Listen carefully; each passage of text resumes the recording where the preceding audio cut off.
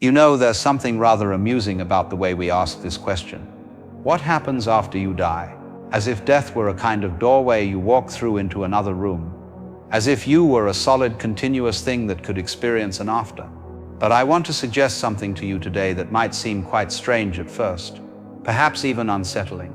That the very question itself is based on a fundamental misunderstanding. A confusion so deep, so pervasive, that it shapes almost everything about how we live our lives. Now, I'm not going to comfort you with stories of heavenly realms or reincarnation, though these have their place in human imagination.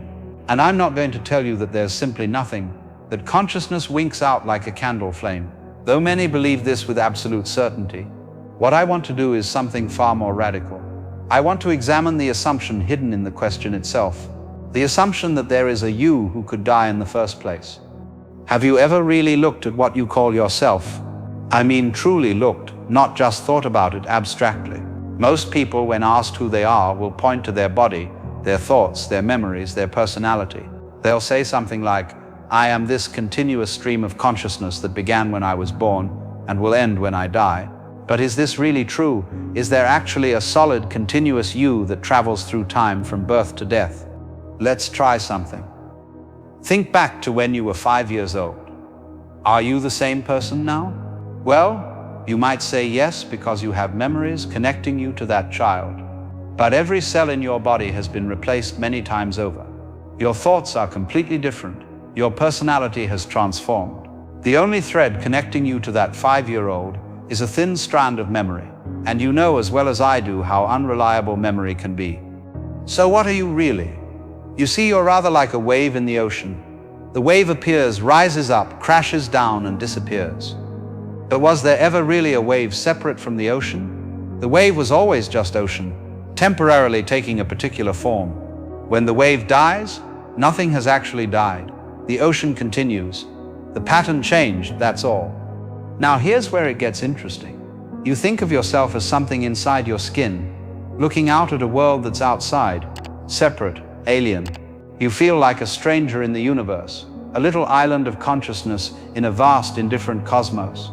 And this feeling, this sensation of being a separate self, is so convincing, so immediate, that you never question it.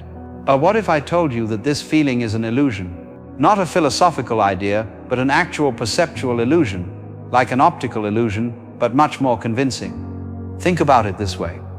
Where do you end and the world begins? You might say at your skin, but your skin is constantly exchanging molecules with the air. You're breathing in the world and breathing out yourself with every breath. The food you ate yesterday is you today. The you of today will be the earth of tomorrow. There's no clear boundary. It's all one continuous process. And consciousness, this awareness you think of as uniquely yours, where did it come from? Did you create it? Did you learn how to be conscious? Of course not. Consciousness is something the universe is doing right here, right now, through this particular organism you call yourself. Just as an apple tree apples, the universe peoples. You are something the whole cosmos is doing in this place, at this time. So when we ask what happens after you die, we're really asking the wrong question. It's like asking what happens to my fist after I open my hand. There was never a fist separate from the hand. The fist was just a temporary pattern the hand made. In the same way, there is no you separate from the universe. You are a temporary pattern the universe is making, like a wave is a temporary pattern the ocean is making. But I can hear the objection already. That's all very philosophical. But I feel like myself. I have this undeniable sense of being me, of being separate, of being an individual who was born and who will die. Yes, you do. And this feeling is perfectly real as a feeling. But let me ask you something. Have you ever had the experience of being so absorbed in something, so completely engaged, that you forgot yourself entirely? Perhaps while listening to music, or making love, or watching a sunset, or playing with a child. In those moments, where were you? The you that's usually chattering away, worrying, planning, remembering, judging. Where did it go? It disappeared, didn't it? And yet you didn't die. In fact, you might say those are the moments when you're most fully alive. So what does that tell us? It tells us that this constant sense of self, this narrator in your head, is actually optional. It comes and goes. It's not as solid or permanent as it seems. Now, let's go deeper. Before you were born, where were you? You might say nowhere, or I didn't exist. But think about what that means. For billions of years before your birth, you didn't exist, and you weren't troubled by it, were you? You weren't sitting around in some void, bored and waiting to be born. There was no you to experience the absence of existence. And yet here you are now. Somehow, out of that infinite nothing, you appeared. So here's the question. If you came out of nothing once, who's to say it won't happen again? Not the same you with the same memories and personality, of course. That particular pattern is unique to this moment in time. But the deeper thing, the awareness itself, the consciousness that looks out through your eyes, that's not unique to you. That's what the universe does. It becomes aware of itself through countless forms. You see, death is not the opposite of life. Birth is the opposite of death. Life has no opposite, because life isn't a thing, it's a process, a happening, a dancing. When you die, you don't go from being alive to being dead in the way you might go from being in one room to being in another. Rather, the pattern that you call yourself simply stops happening, just as a wave stops waving when it reaches the shore. But here's what nobody tells you. What you actually are, the deepest thing, the awareness itself that cannot die because it was never born. It's the eternal now, the present moment that's always here, regardless of what forms come and go within it. You are not in the universe. The universe is happening as you, through you, in the form of you right now. Let me give you an image. Imagine you're watching a movie. On the screen, characters are born, they live, they die. From the character's perspective within the story, death is the end, a terrible finality. But you watching the movie, you know that the screen itself is never born and never dies. The screen is always there, unchanged by the stories that play across it. The characters are just patterns of light, appearing and disappearing, but the screen remains. Now, what if consciousness is like that screen? What if awareness itself is the eternal background against which all experiences, all lives, all deaths appear and disappear? You think you are the character in the movie, but actually you are the screen. You are the space in which the whole drama unfolds. When you deeply understand this, when you really get it, not just intellectually but in your bones, death becomes something entirely different. It's no longer a tragedy or an ending. It's simply the universe changing patterns, the way water changes from liquid to vapor to ice and back again. Nothing is lost, nothing is gained. There's just this eternal transformation, this endless dance of form and emptiness. But here's where people get confused. They think this means that their individual life doesn't matter, that if we're all just temporary patterns in the cosmic dance, then why bother with anything? Why love? Why create? Why struggle, or strive, or care? And this is precisely the wrong conclusion to draw. The wave doesn't refuse to rise because it knows it will eventually fall. The wave rises beautifully, magnificently, expressing the ocean's energy in that particular form, at that particular moment. And when it crashes down, it doesn't disappear. It returns to the ocean, which immediately begins forming new waves. The play continues.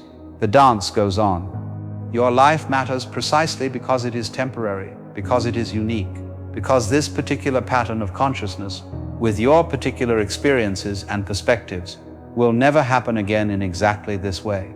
You are the universe's opportunity to experience itself from this angle, to taste life through these senses, to love through this heart. So what actually happens after you die? Let me tell you, the same thing that happened before you were born. The universe continues doing what it does, playing all the parts, being all the forms, dancing all the patterns, and somewhere, somewhen, in forms you cannot imagine, the universe will again become aware of itself, will again look out through eyes and say, I am. It won't be you as you know yourself now, but it will be you in the deepest sense, because what you most fundamentally are is not this particular pattern, not this name and history and personality. What you most fundamentally are is the awareness itself, the consciousness that makes any experience possible at all. And that never dies because it was never born. It is what is, eternally, regardless of what forms it takes. Now, I know this might sound abstract, perhaps even cold. Where's the comfort in being told you're just a temporary pattern, that your individual existence is like a wave that rises and falls? But there's something profoundly liberating in this understanding. When you realize that you are not a separate self struggling to survive in a hostile universe, but rather that you are the universe itself, taking this particular form for this particular time, everything changes. The fear of death, which underlies so much of human anxiety and suffering, begins to dissolve. Not because you've convinced yourself of an afterlife, or because you've numbed yourself to the reality of mortality, but because you've seen through the illusion of separation. You've realized that what you are, in your essence, cannot die. And paradoxically, when you stop clinging so desperately to life, out of fear of death, you become more fully alive. You stop postponing your life, waiting for some future moment when you'll be safe enough or secure enough or successful enough to really live. You recognize that this moment right now is it. This is life happening, and you are life's way of experiencing itself. Think of it this way. Every atom in your body was forged in the heart of a dying star billions of years ago. You are literally made of stardust. When ancient stars exploded, they scattered their elements across the cosmos, and eventually those elements came together to form planets, oceans, atmospheres, and yes, you are the universe looking back at itself in wonder. And when you die, those atoms don't disappear. They return to the earth, to the air, to the water.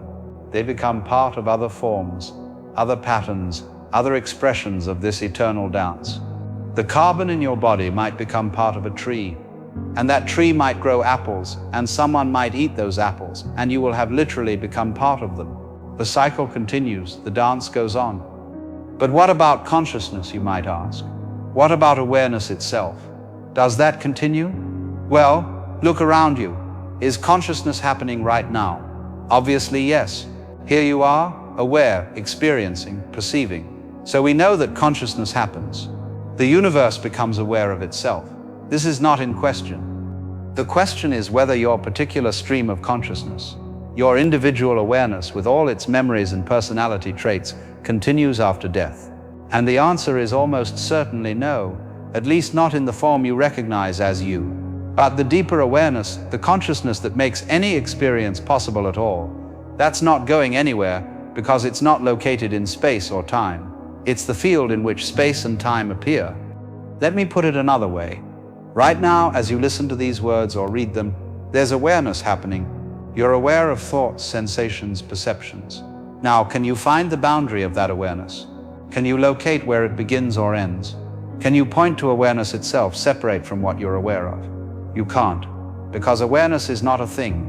It's the space in which things appear. When you die, the particular contents of awareness, your specific thoughts and memories and sensations, those will cease. But awareness itself, the capacity for experience, that's a fundamental property of the universe. It doesn't belong to you. You belong to it. You are a temporary form it's taking, like a whirlpool in a river.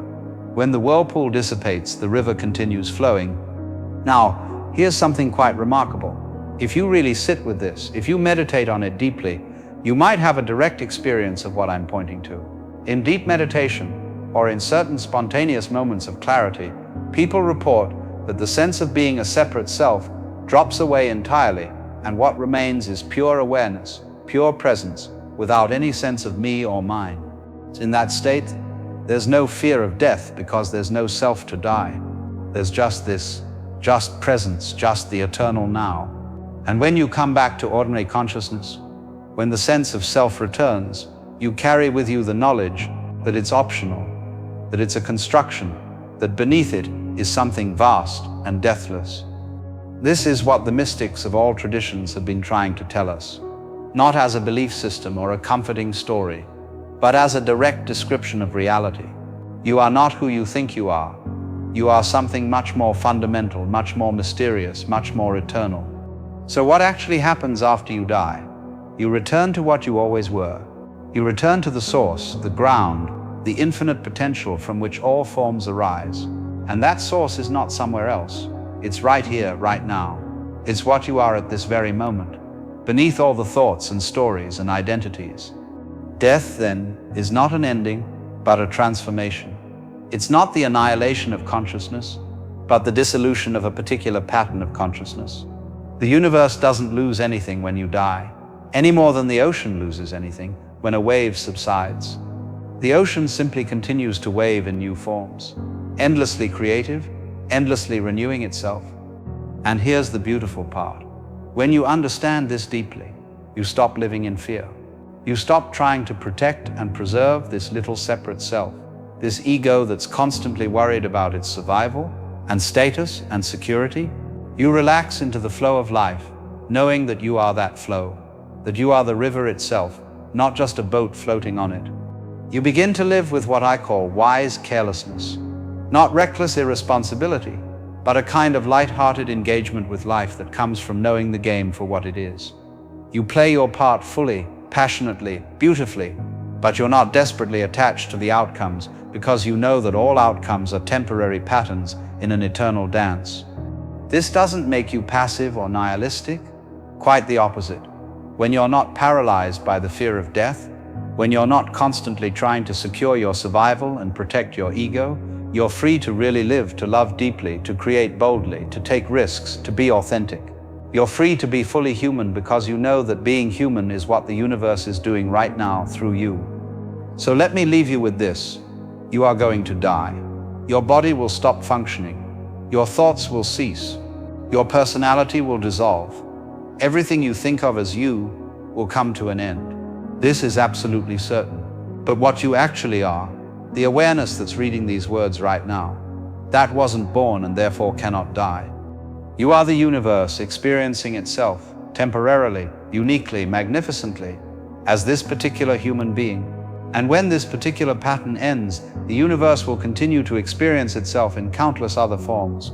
The play will go on, the dance will continue, and in a profound sense that transcends the individual, you will always be here because you are the here-ness itself, the presence that makes any experience possible.